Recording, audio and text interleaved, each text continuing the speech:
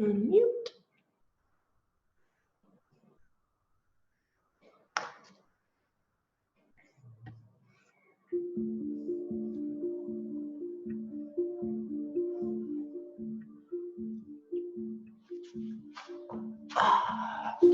Gonna see if I can get this to stream. Okay. Live on Facebook. Let's see what happens.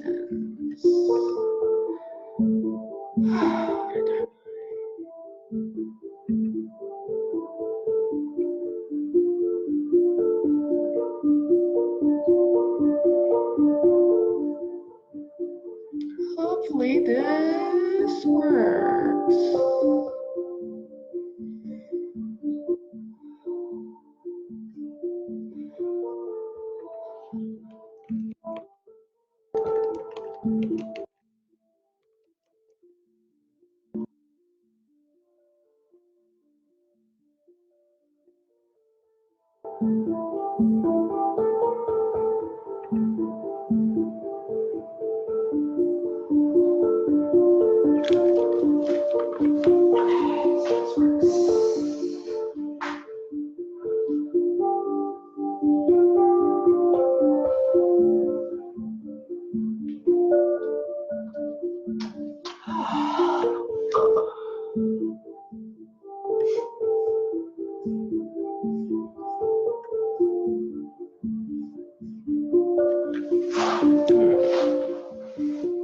All right, it looks like I'm getting here for live.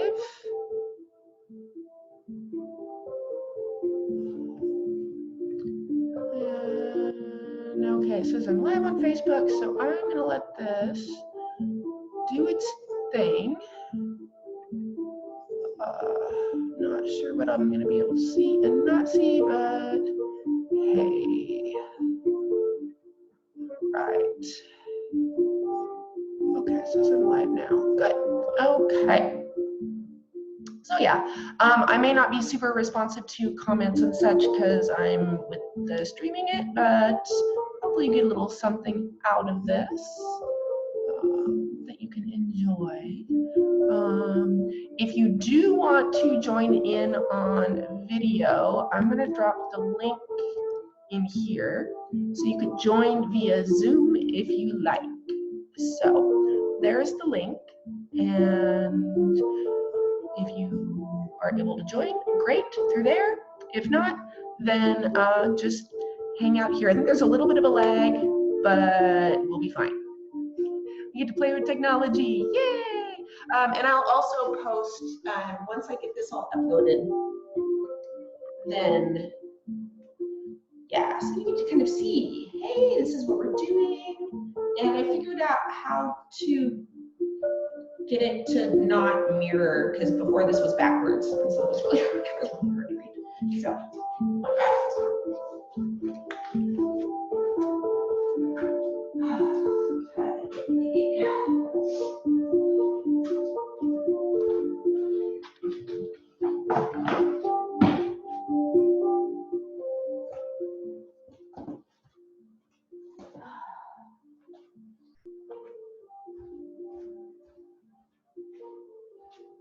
I just realized I can probably see this on my phone too. Well, that's okay. All right. So yeah, I'm on here. I decided I would play with also streaming this live from Zoom. Since I didn't have anyone who had pre-registered for this class, I also figured I would open it up and just have it as a free class. What my plan is for this is it's all educational. I think all movement is information and educational. But this is also to kind of give you an idea for when you're engaging in some sort of movement with your body, to have an understanding of how your body works, like what's happening, what's going on, like why, rather than just, oh, I can't do that because I'm not flexible. If you start to kind of understand how and why your body moves the way it does, it opens up all new ways for you to be able to engage with movement, maybe reduce some pain, and hopefully avoid injuring yourself when you're doing things like carrying groceries in from the car, walking up the stairs, bending down to pick up something heavy.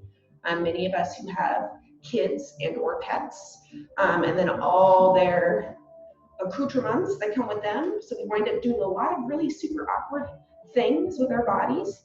And then you can kind of understand how your alignment and how you move through space can become a very important part of a movement practice. I'm going to move my little whiteboard back just a little bit here. I have it propped up on, I don't know if it's going to stay up the whole entire time, but I did want to at least have that there just so you can kind of see the kinds of things that we're going to work with. If you want to join in the class, I also recommend, I'm trying to get out of the way here. So I have a chair. You can also use your couch, coffee table, a dining chair, whatever you have. And then I have a mat here because this is all on top of tile, so it's not the most comfortable thing for getting and being down on the floor. But if you have carpet, you may not even need anything. But you could always put down a towel or some other sort of cushion just to help you be comfortable. And a lot of this that we're going to do is we'll work through things that where you don't even have to get down on the floor at all for any part of this. So, yay. But I'm not going to start any actual instruction until noon. So if you're here and you're just kind of hanging out with me, then that's awesome. You can say hello, and I will try and interact as much as I can. I'm going to see if I might be able to also see if I'm able to see my live through my phone app. So I might be able to, okay, cool. So I am able to see it on my phone. That's awesome. Okay, so I can see it on the Zoom. I can see it on my phone. That way, if you like give me some love or you say hi, then I can respond appropriately. So, yay. You know, learn all these new things, all this crazy technology stuff. Yeah. And then you also get a chance, if you haven't had a chance to see yet, the lovely little studio space that I've been able to set up in the detached studio that's in the back of our house. So this is actually, it probably was a single car garage at some point. And yeah, it's a pretty perfect spot. And it's something that I want to be able to host some smaller classes and do personal training, both here in the studio as well as in the backyard space that I have outside. And in the coming days, when the weather is a little bit nicer and everything's not all wet and soggy, I'll probably do some of the classes outside, because the backyard that I have is, it's beautiful. It's super lovely. Yeah. Or it shouldn't be crawling on the floor. Just want to make sure that things are okay.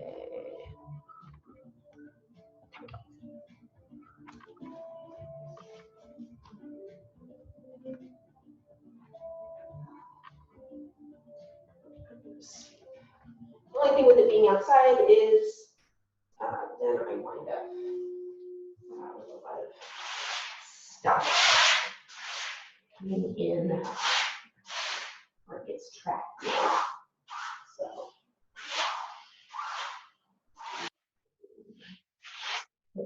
okay. Now I have all the dirt out of the way.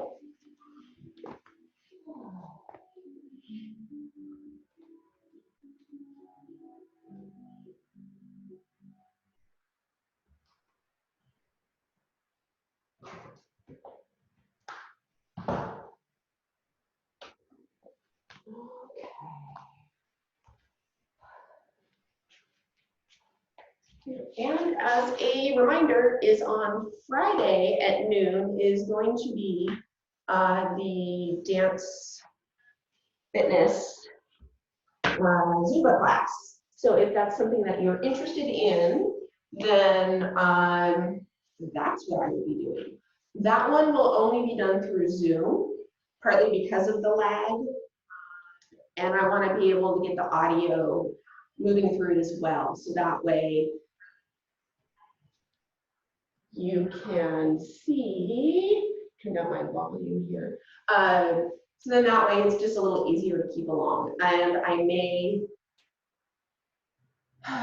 just thinking about if we have, we can kind of sync up a Spotify playlist. That way you can also hear it and mostly be kind of moving at the same time. We'll kind of see how that works. So I've done a lot of other video and movement classes, but that's not quite the same as trying to do it like live streaming and having people keeping up and following along. So that's the fun thing that we get to do. Okay, so I see some of you guys who've been able to join, and that's awesome. So Megan and Laura and Miss Darlene Clementine, it's good to see you. So yeah, so if you're wanting to join me for this movement, you are probably going to want to have a little floor space and definitely some piece of furniture that you can use. So here I've got a folding, kind of a fancy folding dining chair, but you could use your couch, you could use a different chair or a dining chair, or a low coffee table would also work. But you might want a little bit of cushion on that because depending on what kind of coffee table it could be, that could be a little bit painful. So, but we're going to move through different types of movements in some of the main movement planes of the body. And these are all things that we tend to do in daily life without really thinking about it. And is quite often ways that we accidentally, like, we hurt ourselves or we exacerbate ongoing movement issues.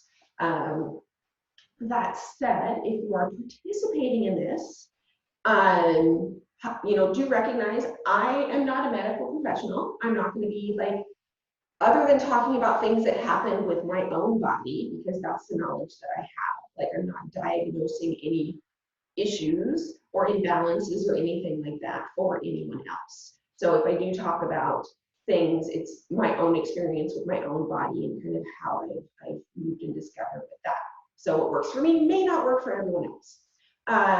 Also, you know, if you're experiencing any pain doing these things, and by pain, I don't just mean like muscle stretch. I mean like it's a sharp pain, it's a burning pain, there's numbness, tingling, something that makes you go, ow, like that, stop. And don't do it anymore. And also recognizing that your body's going to move differently than mine because it looks differently than mine. We're all put together, you know, in completely different ways. We have the same parts, just organized a bit differently. So, and also too, like if you have any ongoing health and or medical conditions, please move appropriately for what makes sense for your body. So if I'm demonstrating something and you're like, that doesn't work for me, then don't do it. Or, you know, I will be giving alternatives for things like for squats and lunges. I'm going to show some ways of working with those similar types of movement for the body, but using the chair. Because not everybody, and even myself included, I'm not super great with just like freestyling the squat all the way down to the ground. It's kind of like a weird creaky elevator as it goes down. But we'll talk about that. So, and also too, like by participating in this, you are assuming liability for anything that might happen to you while you're participating in this. Yeah, that's what that is. So, okay. So getting started here, I just wanted to, this is not going to stay up the whole time, but this is what I'm talking about is functional movement. Some of the different movement patterns that we're going to engage in are things like squatting. So like squatting down, like you do when you go to look under something, or bending or getting down to pick something up. A hinge, which is bending over. We usually do that to pick something up, or look down, tie our shoes, anything where the upper body is folding forward toward the lower body, toward the legs. A lunge, which is usually happening, one side of the body is moving away from the center plane, the center line here, either out to the side or moving forward or backwards. And it's usually one leg might move forward and one leg moves backwards. So kind of looking at, you know, your alignment and doing that type of movement safely. Twisting, and this means like any body part. So like foot and leg twisting away from the midline, upper body is moving one way while the lower body is moving the other. A lot of the injuries that I hear about from clients happen when they're twisting or don't realize they have a particular body part twisted and then they put weight on it. So things like ankles, knees, shoulders, elbows, wrists. I mean, I even have some ongoing wrist issues that are probably from a lifetime of doing some pretty crazy things to it. Pushing. So that's things like most people think, yeah, push-ups. Yes, but there's a lot of other ways that we incorporate push type of movement, closing doors, you know, sliding something into the fridge, you know, shutting a shelf, like anything where we're taking something that's from closer to our body and moving it away from us is a push. And then by opposite, pull is taking something that's further away and pulling it in closer to the body. So that can also be a pull from up overhead and bringing it down. So we're looking at talking about those kinds of movements.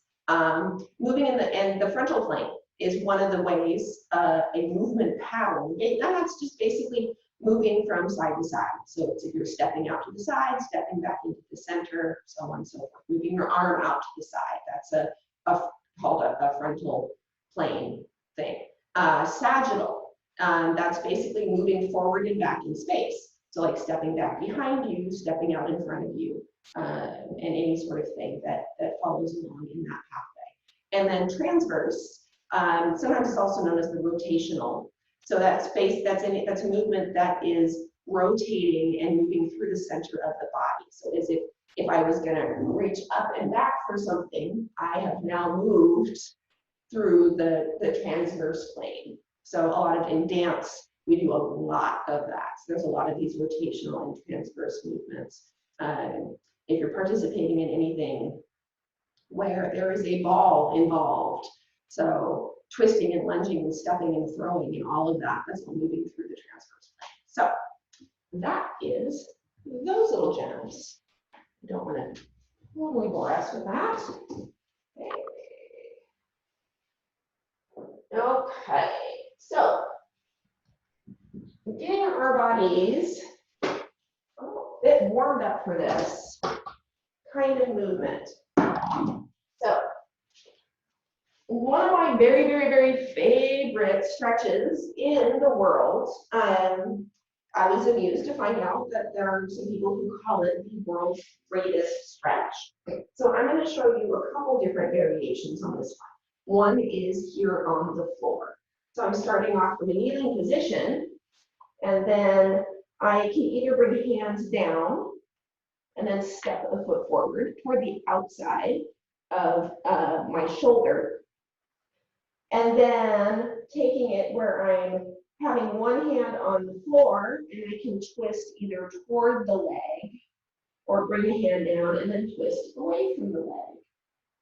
So what this one gets to do is it works through, hey, that transverse plane. Yep. We've also done a bit of sagittal work here. We're working a bunch of different things. So we're getting our torso, our rib cage moving.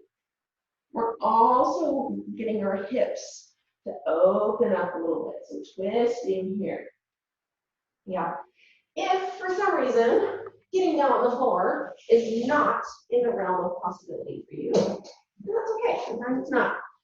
So sitting on the edge of a chair, you can have the legs out wide, and then you can reach one hand down the inside of the leg as far down as you want.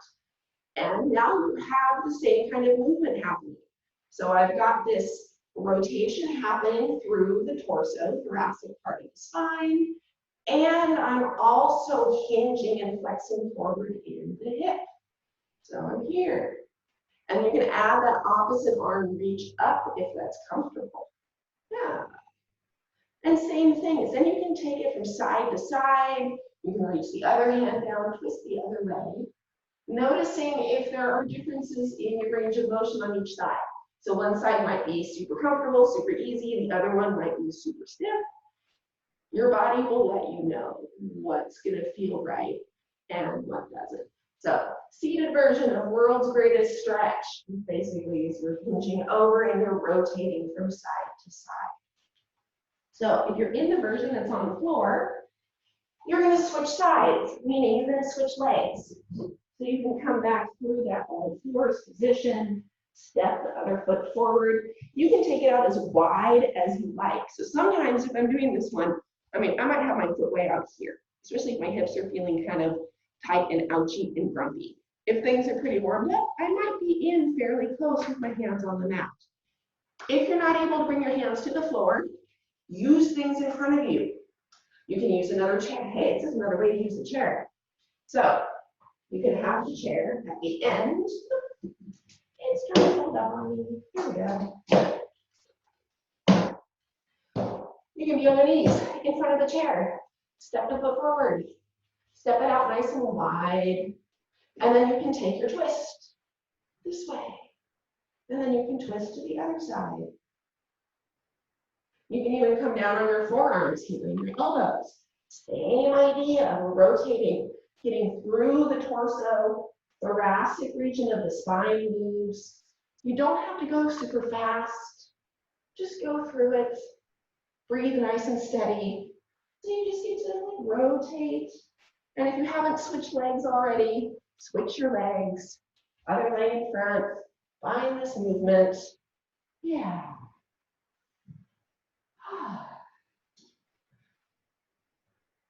Side to side.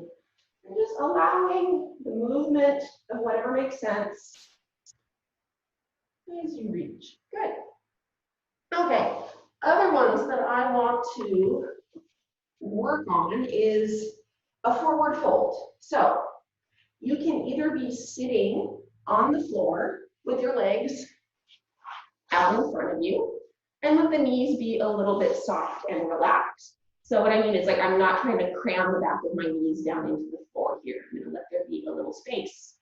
Sometimes I like to put a little cushion or a blanket or a towel or something under my knees. Just helps it feel really, really nice. So I'm going to come up into the chair here. So I'm sitting. I'm going to have my legs out fairly wide. I want to facilitate space for my upper body to be able to come down between my knees. So I don't want to be here and smashing my belly into the tops of my thighs for this particular thing. So it's going to be nice and wide. So I'm at the side, feet are nice and wide. I start off first just sitting up as tall as I'm able. My rib cage is over the top of my pelvis here. My belly button pulls in toward my spine. And I'm thinking about letting my tailbone tuck under just a teeny bit if I'm feeling a lot of squish in my lower back here. If I'm not, don't worry too much about where your tailbone is. And then from here to fold forward, I'm just gonna walk my hands down my legs as far down as seems appropriate. So you might be stopping here, you might come all the way down to the floor. Whatever works for you. So finding that space, you've got the legs wide, you're allowing the back to hinge over, walking the hands down. And then from here, we're going to be coming all the way back up to standing. Not standing, I'm sorry, sitting. And then walking it back down. So we're doing a hinge movement. So a hinge is a movement that shows up in exercises like a deadlift, where you're lifting something heavy. And it's all hinging through the hips. Yeah. So continue with this one, or you can be seated on the floor, walking the hands out, hinging forward. I have somebody who wants to join the room, so I am going to let them in. Hello, come on in. Okay, so if you're on the floor, you're walking the hands forward here. Back spine is nice and long, hinges through the hips, up and back. You might be feeling a little stretch along the back of the legs and the hamstrings. So if you're someone who has chronically tight hamstrings, the version in the chair is probably going to be a lot more comfortable on your back and your body versus being on the floor and trying to fight because your hamstrings aren't going to let you have that range of motion. So if you know that about yourself, give it a try in the chair, seated. So I'm going to switch up. My heater is kicking on. Feels really nice. Okay. Then we're going to talk about some reaching and pulling for the upper back and spine.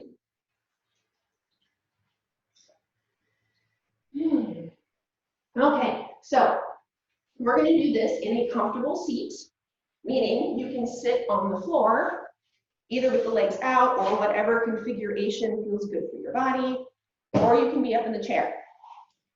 Edge of the chair is great. Basically, I like to perch myself kind of on the edge with my feet out away. So this is very different than how I normally sit in a chair, more like this. I'll have my feet crossed underneath. Want my feet flat on the floor, or as flat as I can get them. If I'm in a chair that's a little too high, then I can put my feet on something else to give me a sense of being grounded.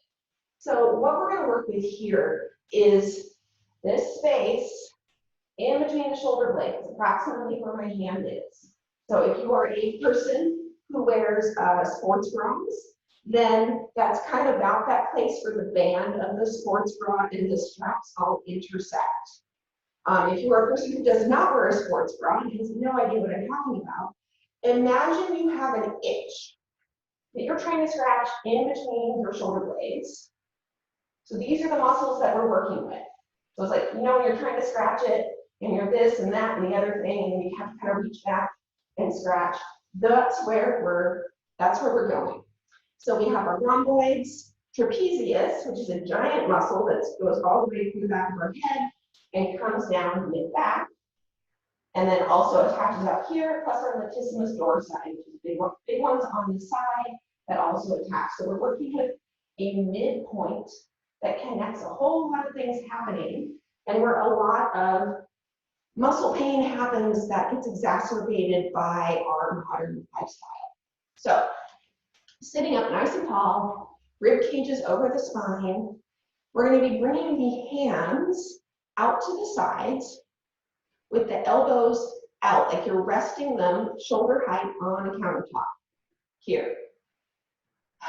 So if you find yourself holding your breath, just let your breath release and relax, let it out. So what we're working with here is raising the arms up overhead without closing the distance between the shoulders and the ears. Yep. So you're just going to raise it up and reach. You can even like wiggle the tips of the fingers if you like, and then pull back down to that starting position. Now you may not be feeling a lot in the mid-back, just starting with this, and that's fine. You might feel this a little more on the tops of the shoulders or the front of the chest, depending on the posture.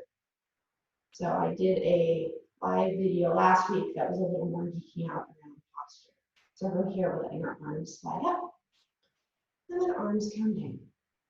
So what we're doing is we're doing both a push and a pull. So you can do this with weights. You can also have a belt, towel, or resistance band in between your hands that you pull down on. Yeah. So we're just starting getting through the tops of the shoulders, the arms, just moving and working here. So this is one you can also do sitting up against the wall with the challenge of trying to keep the back of your arms hooked onto, oh, something may have crashed.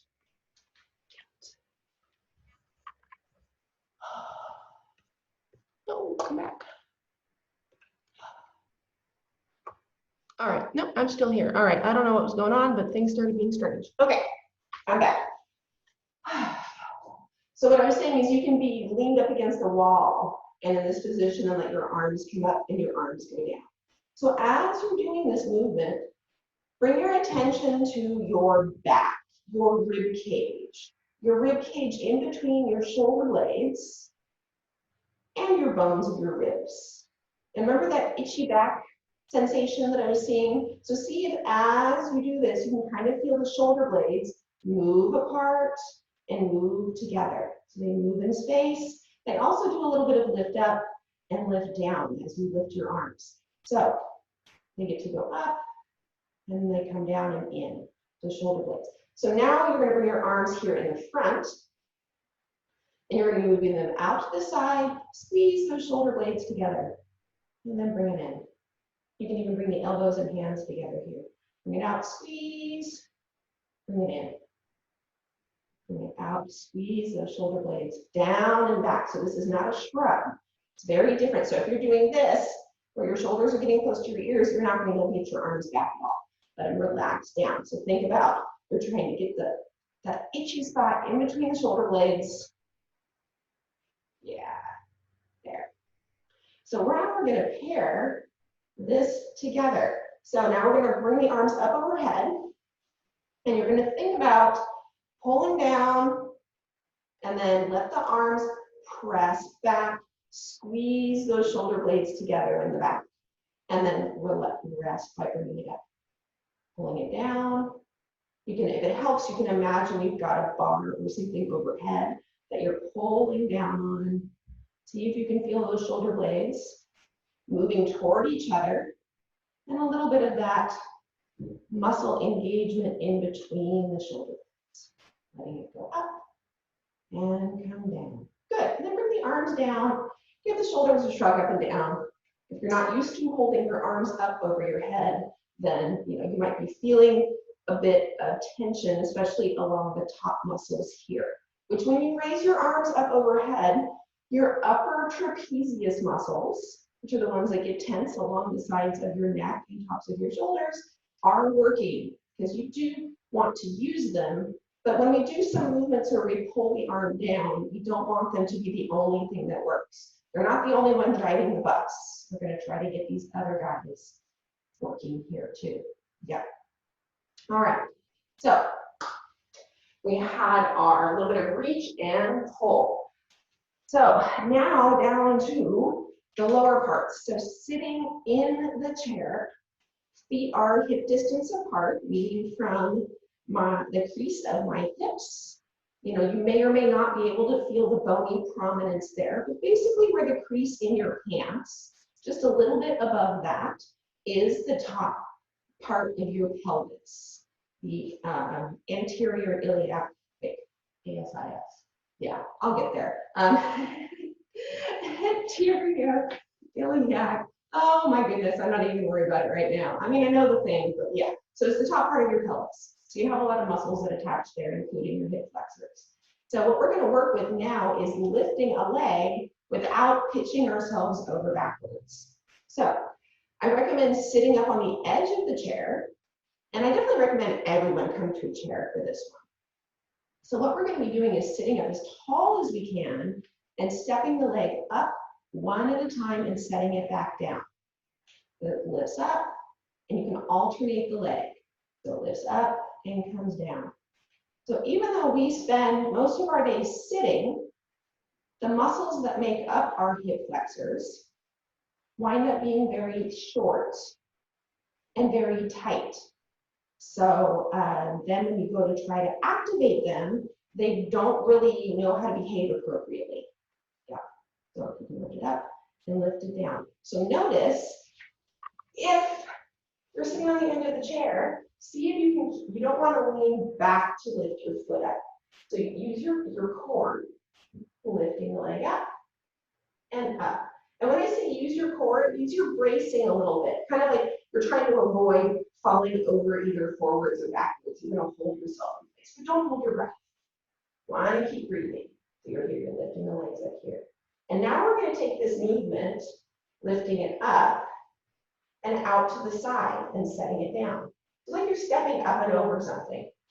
And take that to each side of the body and see if you can keep your shoulders roughly over your hips without tipping over or falling over. You can hold onto the chair if that helps. Some people also like to use the back part of the chair here. You're stepping those legs up and over. Kind of like you're stepping, if you were standing up, like you were stepping over like a little low gate, something like that. So this type of movement is great for all of the muscles that are involved in your hips and your glutes. And then we're going to extend the legs out straight here, out in front of us. Perch yourself on the edge of that chair. You can even hold on if you need to a little bit here. And then what we're going to do is with our feet, I'm going to turn towards you so you can see. So let your toes and feet just relax while you're sitting here. And just kind of observe your feet, if you can see them. And noticing how your body aligns itself from your hips to your knees, to your ankles, to your toes, if they're there. And, you know, do you see, so if I'm looking down at my feet right now, what I notice is my knees tend to move in a little bit from my hips. And then from my knees out to my ankles tends to kind of go out a little bit, which then creates a rolling under. So the soles of my feet are naturally kind of turning towards each other. And a lot of that is part of the way I'm put together. It's part of my build. And granted, I do a lot of work to counteract potential injuries or issues I might have because of it. It's information that I need to know so I know how to move safely. There's other configurations for legs. Some people have the knees go out, and then I can't actually even demonstrate it, it's more bow-legged. Or things might be relatively straight, or maybe one leg is one way and one leg is the other way.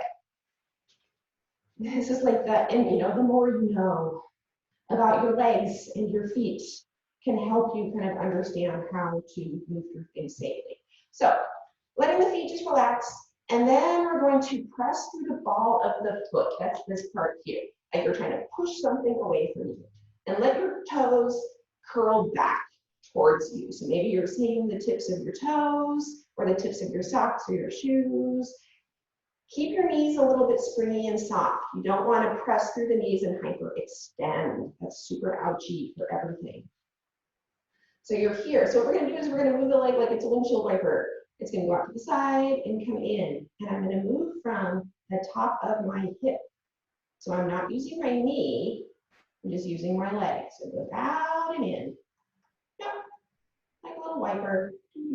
So if you have those loop resistance bands, a great way to do this is use one that's a fairly light resistance, meaning you don't have to pull very hard to be able to move it, and loop it around the balls of your feet. So this is a really great activator for the whole side of your leg. And let's do the other side. So again, moving from that top of the hip joint, let it rotate out and in, out and in. So yeah, you get a really interesting perspective in the soles of my feet. So hi. Cracking up, the dog is outside eating fig leaves because she loves them and she thinks they're tasty. Our fig tree is right outside the door. And so one more time, so moving that foot out and in. Good. Then we're going to bring those feet in, setting them on the floor. So paying attention to where your feet are in this configuration is going to be useful for understanding how to do squats and lunges, so that way they're comfortable and safe for your body. So, without changing anything, just take your feet from this extended position, step them down, and then kind of check out where things landed. Do you feel more body weight around, you know, do they roll out toward the sides? Like here, like I tend to have a lot where it wants to like roll out toward the sides, but my knees manage to come in. So don't even ask me, like, it's I got crazy legs. Do your knees, are your knees out, are your knees in? So, yeah. Or are you kind of the opposite? Do the knees want to come in and there's a lot of rolling onto the inside of your feet? Is it harder or less comfortable to have all of your foot on the floor. Do you want to have the toes up or do you want to have the heels up? All sorts of different reasons. Like I said, I'm not diagnosing anything, but for things like squats, this is where it gets to be really important to understand this, because when you do a movement like squatting, or conversely, getting up from a seated position from a chair safely, is you want to understand how to have your feet arranged on the floor so you can do this without falling over, without hurting yourself, without causing strain or pressure on knees. So a lot of the things that I see that happen are feet are tangled. Might be on the ball of the feet, trying to get up from a crossed leg position. And yes, I have tried to do this before because I'm not paying attention to what's happening. Feet are really close together. One is out to the side, maybe something's twisted. So yeah, so finding all of your foot on the floor, from the base of your foot to the tips of your toes, all of your foot is there. Yep. If you're in a chair, then you could use part of the chair if you want to have help getting up. Or you can just reach your arms out in front. So we're doing a squat movement. But this time we're starting from already being seated to standing up. So notice you're going to be shifting, your body weight is likely going to shift forward, and you're going to push your feet into the floor. Think about like the floor is squishy and you're trying to push your feet down, kind of like it's sand. You're going to push that body weight down because that's going to help engage all the muscles and help you stand up. So you push down and then you're up. And then coming back down slowly, you can lean forward. You can also reach hands back behind. So again, feet are out in front. I generally will have my ankles at least align under my knees. So it's not super far out and not super far in. And I want to have my heels on the floor. I don't want to be lifted up this way. At least not for this. There are other times I do. So again, so standing up, pushing into the floor, and coming down. Then if you want to add even more muscle oomph to this one, as you stand up, push into the floor, squeeze your butt cheeks together. And then release and come down here. Stand up. And then come back down. Good. And notice it's okay if your body comes forward or back. If you're feeling unstable or uncertain, and have something next near you that you can hold on to so you don't feel like you're going to fall over. So from a standing position with squats, there's a couple ways to approach this. If your balance is a little off and you have the ability to either use the back of a chair, a counter, a wall, whatever, have that nearby. So squats. We've got those hips right here. You want to have relatively as even alignment as you can from your hips to your knees, to your ankle, to your feet. With the caveat of, if standing in this position with toes forward, toes and knees forward, if this is causing any pressure, pain, or discomfort, you're going to adopt a slightly revised position. So you can step out wider is an option. That might bring a little bit of relief, but you still have hips, knees, toes, they're all pointing forward ahead of you. If it's still causing some discomfort, especially around the knees, and if I discover any like pressure or pain, definitely, what you're going to do is your heels stay where they're at. You're going to rotate the leg from the hip like we did sitting in the chair and let those toes turn out just a little bit here. Yeah. And notice, for me, I notice a huge relief. It's like, oh, this just feels so much better on the joints. So it's a little more of an externally rotated position for squats versus being a little more being under and very much under my pelvis. So for squatting in this way, I don't have as much range of motion or comfort if I were to squat from this position where hips and knees and ankles and toes and everything are pointing forward and they're right with feet hip distance apart. So finding the version of a squat that's going to work for you. You can also hold here. We're only going to go down as far as is comfortable. So I want you to think about keeping your upper body as over your pelvis as you can, rather than falling forward for that hip hinge. So try to keep it upright. The knees are going to move If you're in this externally rotated position, your knees are going to track in the same direction as your toes. That goes for if you have your feet right under your hips. Knees go in the same direction as the toes. And it's like you're sitting in an invisible chair behind you. So letting the hips come down and then pushing the feet into the floor. Push to come up. You'll probably feel activation in the back of your legs, your calves, your hamstrings, and even a little squeeze in those glutes. And then coming down and then up. So this externally rotated squat is sometimes known also as a plie squat or a goblet squat, which is generally if you're holding a weight at about chest height. Sometimes known as a sumo squat. Sometimes if you're holding something like a kettlebell or a weight, that's coming down in between the legs here. But for today, we're not using any weights. So this is our squatting, up and down. So by finding this alignment that works for my posture, I can do this relatively comfortably with the least amount of joint creaking and cracking and other things that's happening. I'm also keeping my heels on the floor, and I can push my feet into the floor to help me go upright. So it's kind of like I'm an elevator, push down and go up, and then come down. Here we go. Yeah. Looking at it from the side. So you can also turn if you want to hold something for a little balance. If you're using a mat, your mat is a great landmark for examples of where you can put your feet. So you can have your feet out wider than the hips, which might bring your feet back to the edges of your mat. I'm going to go back into my little bit turned out position here. So now I'm going to try to squat down as far as I can.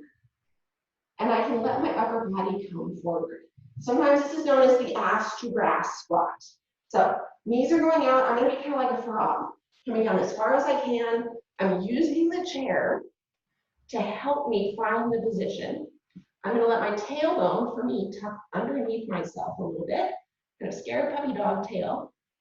And then again, I'm going to push my feet into the floor, and I can use my hands a little to push myself to standing back up. So squatting down, knees go out to the side, and then I'm up. Down, and then up. I'm paying attention to anything that might be happening within my hips for any discomfort. So, as it goes down, and then it goes up. This, for me, is not the most comfortable squatting thing I have ever done in my life. But it's still a movement that I go through because I want to be able to get down where if I'm getting down, like to look at something under the couch or under the bed, a lot of times I find myself in this position. Or if I'm getting down to the floor for some other type of exercise, I want to be able to get down there. Okay, so we had our squatting. Then, let's see what we got the time here. All right, great. Excellent. Okay, hinge. So we did a little bit of that hinge while we were sitting. We have that squat with the forward fold. So a forward fold, which is where you're reaching over to get to your toes, is a hinge with the hips.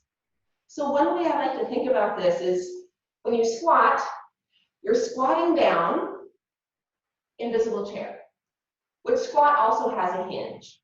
But movements like a deadlift is all hinge, very little squat. Now, this is one of those your mileage may vary. So sometimes with deadlift, you can bend your knees as much as you like. I'm gonna let somebody back in here. We're in. Oh, I thought there was a ding dong. Okay, guess not. All right. Funds of technology. Okay, so I'm going to stand facing away from my chair, the back of my chair here. So I'm going to start off standing close to it. Back of my butt is touching. And then I'm going to take a couple steps forward. So what I'm going to do with my hip hinge is standing up as tall as I can. My core is engaged, meaning I'm a little braced, I'm not going to tip over. And I'm going to bend my knees Whole foot is on the floor, and I'm gonna push my hips back to see if I can find the chair. Oh, there it is. Okay, so in this position, I've also managed to keep my back fairly flat. If I'm gonna reach down and pick up a bar that has weights on it, this is the safest way I can go about it. It is not this way here, which, since I have fairly long hamstrings, can still sometimes make my back look like it's flat. It's not though. I'm collapsed. This is not a position where I want to pick something up from. I've dumped a lot of this into my upper back. It's super uncomfortable. So, hinging back, then from here, when I go to pick up the thing, whether it's a kid or a dog or a piece of furniture, whatever in the world it is, I'm going to, again, push my feet into the floor and squeeze my butt cheeks here. The item I haven't lifted with my arms at all. Hips go back, I can set it back down. So it's like what, actually I saw a little yard ornament yesterday. It was a peacock. It kind of had this little bobbing motion where the back part moved away and the upper body moves forward. If this is something that you have a hard time with kind of figuring out how to manage this movement, I recommend grabbing something. This is I think a broom or mop handle, and you can hold it behind your back and see if you can keep it. You've got the base of it is at your tailbone, you've got your head, and then in between your shoulder blades is attached to it. So I'm moving far enough away, I don't hit my chair with it. So as I hinge, I'm going to try to keep all the parts of my back connected to it. And then as I stand up, I'm coming up this way. So this is, for your back, the safest way to hinge over. So I'm not extending or flexing exaggeratedly through my spine to lean over and do whatever it is. So common movements where you do a hinge: tying your shoes, practice, or putting shoes on. I kind of think about, okay, I want to put my slipper on here. So if I've got my foot in, then I can practice that hip hinge, moves back, flat spine. I can get my shoe on, voila. Slipper is on, I've kept my back nice and safe. Get this foot back off, lift to the side. Okay. So we are also going to look at our lunges. So a lunge is a movement that generally will take us either out to the side or either forward or backward. It's generally one leg stays stationary, the other leg is doing the movement. It's known as a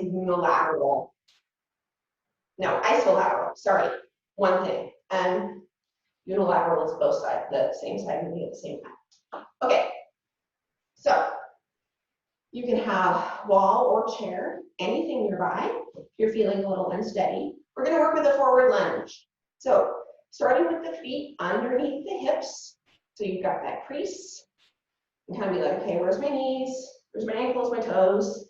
And we're going to step a foot forward, keeping it as if it's on a little street right out in front of your toes. Like railroad tracks or being on skis. So we're not going to go for a tightrope in here. So what happens is I step. My weight goes in this leg to support, knee is bent, and then I'm going to step forward and I found my lunge position. Now, this is, for a lot of people, wider than they normally lunge. But for keeping your hips nice and happy and relatively aligned with each other, this is a great way of keeping your balance and keeping things nice and safe and steady.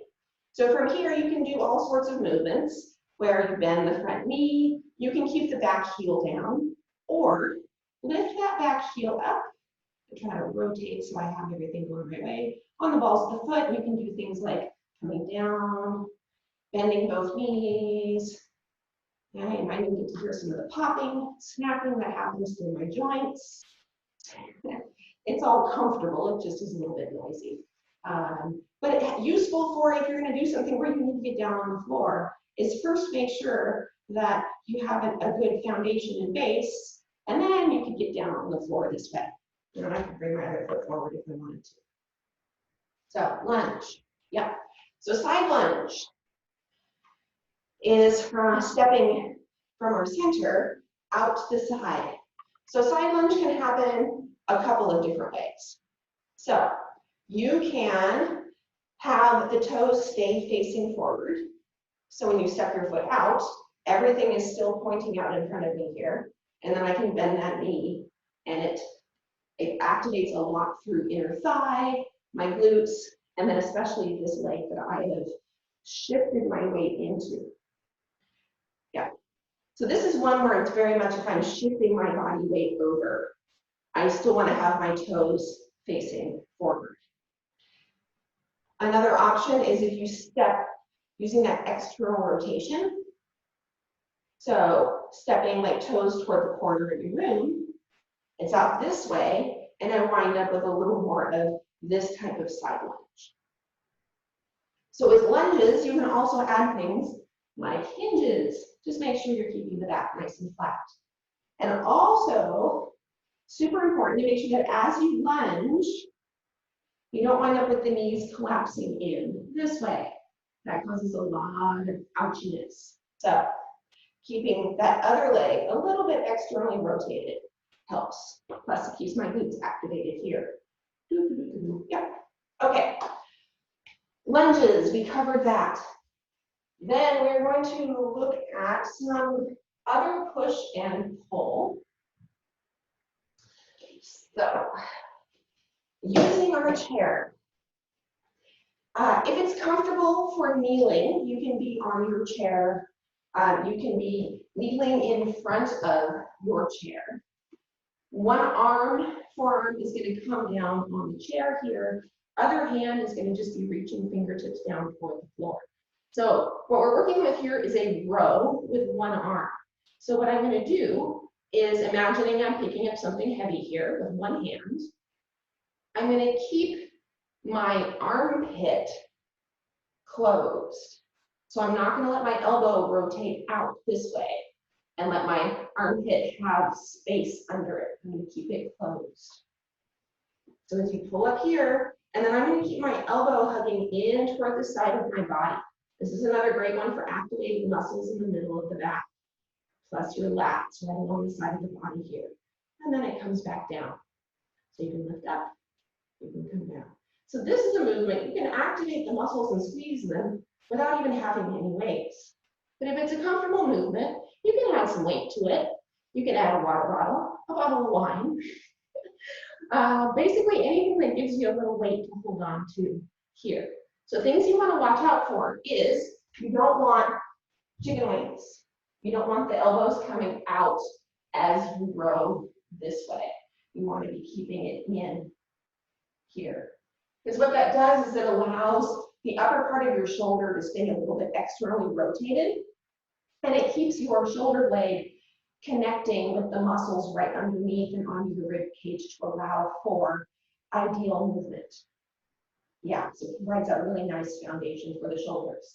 So for things like if you're doing bent over, like any kind of row, same thing too. So if you're not kneeling, but you want to sit in the chair and do it, then you can have the hand down by the side. You're going to keep that elbow tucking in toward the side of the body. I even like to kind of feel my arm brushes along my shirt in here, and it rows up and it comes down. It rows up and it comes down. So it's not a very big movement. I can also have it out in front.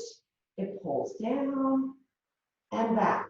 So I can even add, like we did in the beginning, that little shoulder blade squeeze together. If I'm feeling like I'm having trouble finding those muscles, serratus anterior and rhomboids, among many others, here. So you can do it with 2 arms or 1 arm. So we have a pull.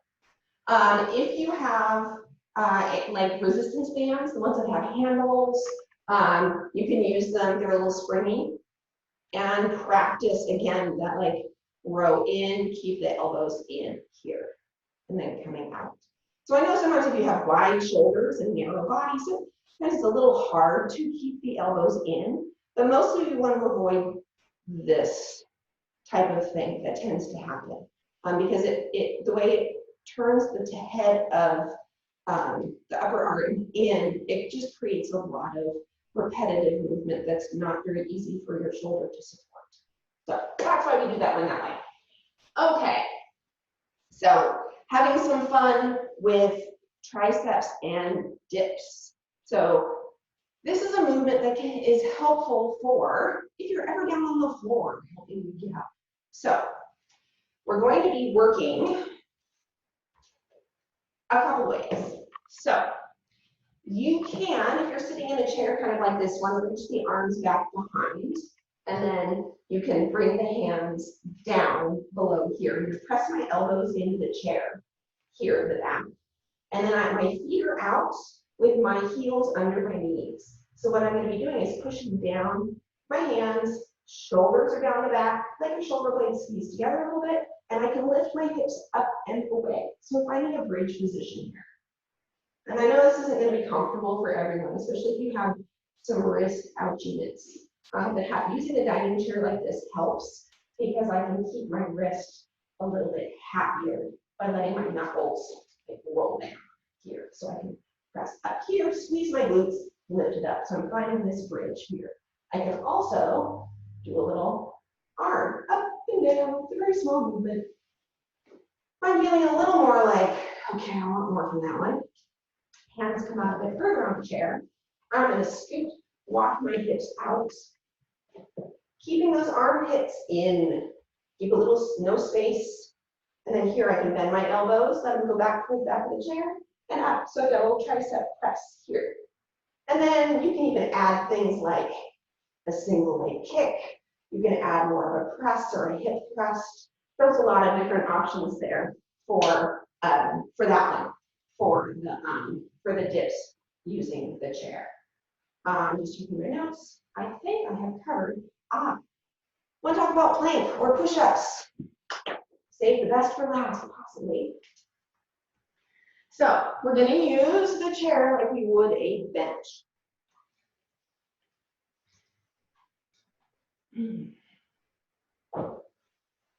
So the first way that we're going to go about these is we're not even going to have knees. We're not going to have knees on the floor just yet. So finding your space, you can have your hands either in the middle of your cushion, or if you're working with like a dining chair, you can bring your hands around to the outside. I want to keep my shoulder and my elbow over my wrist. So as I walk my feet back,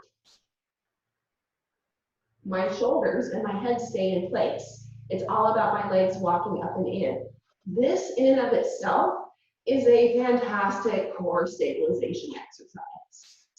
Yeah, this is basically a very slow, modified mountain climber, like this, but it provides a lot more space for the body. So one thing that I see a lot of is people will step back, they shift their body weight back, and then this is what happens. This is a really hard position for your shoulders to be in, which is why it sucks and it's so tiring. So if you're noticing you're feeling all out of sorts, feels super hard and you're shaky, bring those shoulders over the wrists and the elbows. And voila, you're in a plank. Hey, this is a plank position. So from here, what I like to play with is bending the knees, straightening them. So I can engage and squeeze the muscles in my legs. I'm on the balls of my feet. This actually keeps my wrists relatively happy because I can wrap my hands around the outside of the chair. If your wrists hate this, come down on the forearms. Again, shoulders are over my elbows, and I can bend my knees, straighten my knees. And I'm trying to keep my back relatively flat. I'm imagining I'm balancing something up on there, but I don't want it to spill. So I can straighten the legs, bend the legs. You can add a challenge for yourself, like extending the leg. This is a great way to do plank with leg lifts. My shoulders are nice and wide, core is engaged. Yeah. and walking up that way. So that's a way to address plank. Push-ups. Okay. This one for push-ups, we are going to work. I'm going to start off first with just kneeling on the floor and the bench here and this chair.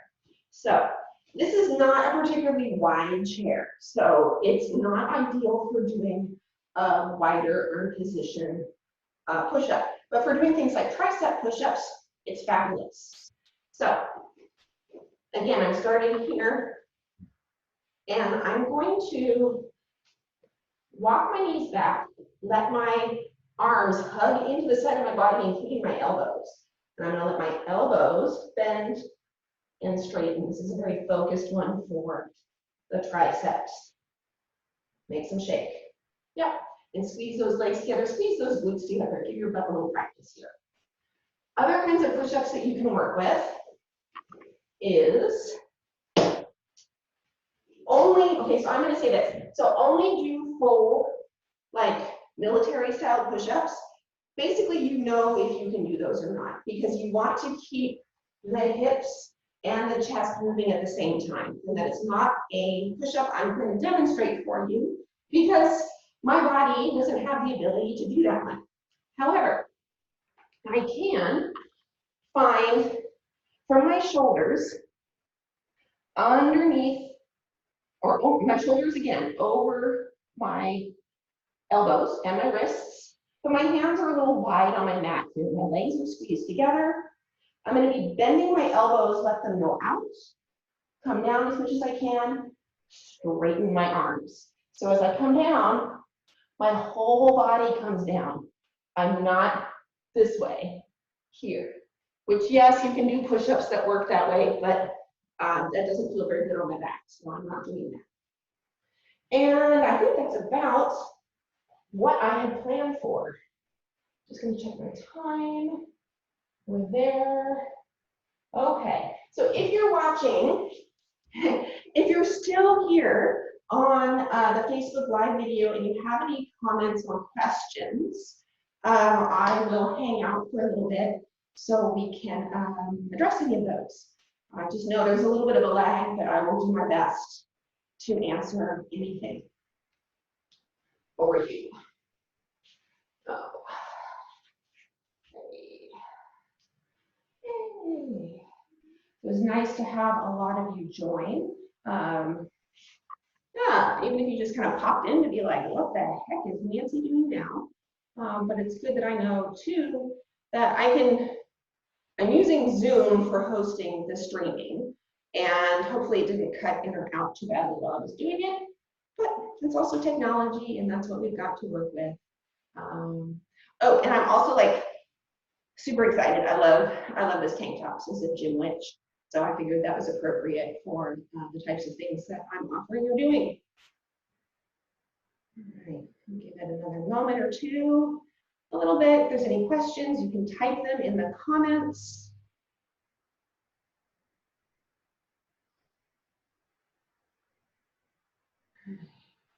Oh, and then as a reminder, Friday at noon, dance cardio, Zumba. So it's going to be, you're going to be learning several little dance fitness choreographies, and I'll be providing the music and the moves, and just follow along the best that you can. I will try to remember my choreographies as best as I can. Sometimes I wind up forgetting, but we can get through it and we'll have fun. That one will also be hosted. I'll be doing that one through Zoom, but not live streaming through Facebook because of the delay and just music and issues like that. Like I just don't even want to go there. But if you're interested in the Zumba class, let me know. You can leave a comment. You can send me a message. You can also go to Dance Play Thrive, which is my website that has right on the front screen. It has all the classes, the descriptions, super easy to sign up. Their sliding scale for some, you can as low as $5 a class. If you are in a position where you are very financially strapped and or you're working in the service industry, essential services, reach out to me and you can take the class for free. Because I want you to be able to move and enjoy things and not feel stressed because you're having to pay for something that's where you're taking care of yourself. But if you are able to afford these classes, please, I encourage you, pay the highest amount, which is $15. Because what that does is it helps subsidize for other people who are paying at either lower rates or are using my services for free. All right, that's it. Thank you so much for joining me. I super appreciate it. Thanks for your patience.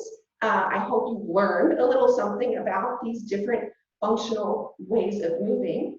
Next week, we'll get into using some other items, like for weights and resistance for this particular class, which is on Wednesdays. So again, Fridays is Zumba. Mondays is core and cardio. We got our sweat on, got the muscles a little sore and moving. And then Wednesdays, as always, is the functional movement. So thank you for joining. Take care.